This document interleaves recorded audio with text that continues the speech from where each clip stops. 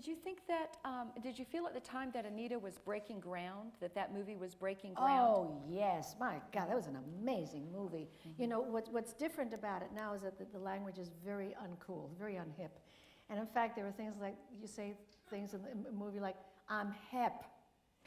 And it was at the time, even when we were shooting the movie, that had changed. People weren't saying hep anymore. And we were so embarrassed by some of that dialogue. But obviously the people who were running the show didn't understand that the dialogue had seen its day and that really it needed updating. But my favorite line from the movie is when the Jets are looking for Tony and the two girls are going to go and try to find him. And she says, it just killed me because in the middle of this drama, everything is getting very tense, she says, I and Velma will take to the streets. I and Velma? I and Velma will take to the streets. They were going to look for Tony. My favorite line. Oh, dear. Oh, dear. Okay, so we'll all listen for that next time we hear it. Right. It's the little redhead, the Jet. The little redheaded Jet, okay. Is there someone in particular who inspired you when you were a child?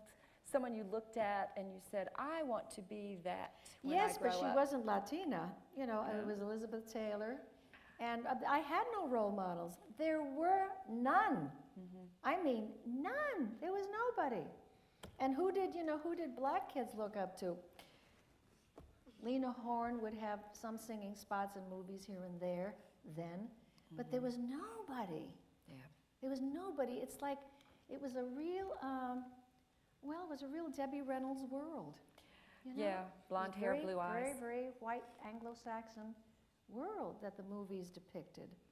What's it like on a movie set? And I'm sure everyone is different, but you were just talking about the camaraderie. Is that an important piece of it to make it work? On West Side Story, we were really all pals. We really were. We were very close. And that means the Jets and the Sharks.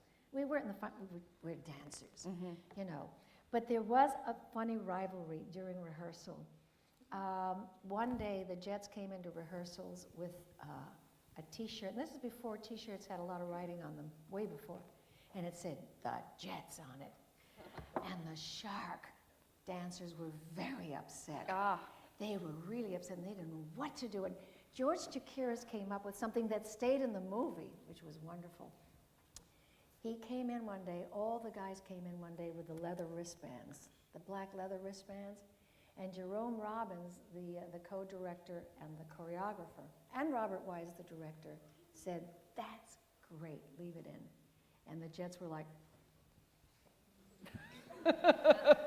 because that stayed in the movie. Right. Unlike, they didn't have the T-shirts in the movie. They were first, but the other stayed. That's right, the other one stayed. So do you have advice that you would give to some of these aspiring performers? I do. I think you cannot assume that you're going to be a successful actor or as some kids say, a star.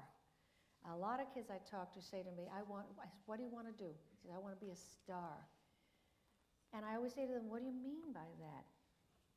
Well, it turns out that a star means having the fancy car, having all the great Nikes in the world that you want, being famous, having lots and lots of money, and dressing in amazing ways.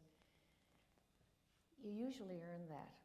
And I think the only way you can earn that is to work at what you want to do in life. You got to be good at what you do. Don't tell me that you didn't get a job because you're black. I want to know, have you studied?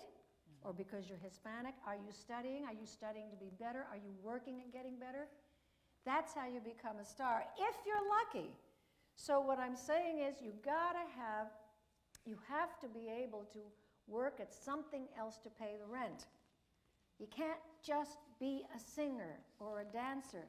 You have to be able to pay for those dance lessons, to pay the rent, to pay for clothing, and the only way you can do that is to be good at something else.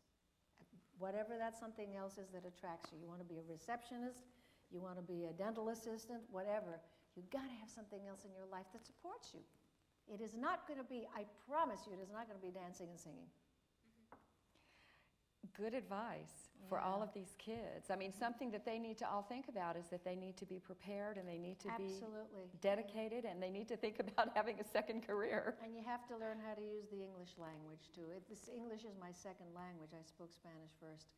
And I see a lot of really bad English usage amongst people. It's not I axed, it's I asked. And I say that all the time to Latino kids. You know, there's a lot of things that really need to be done. If you're going to be an actor, you have to know something about language. Right? Right. You have to work at it. Excellent advice. Rita Moreno, how about that, ladies and gentlemen? Was that great?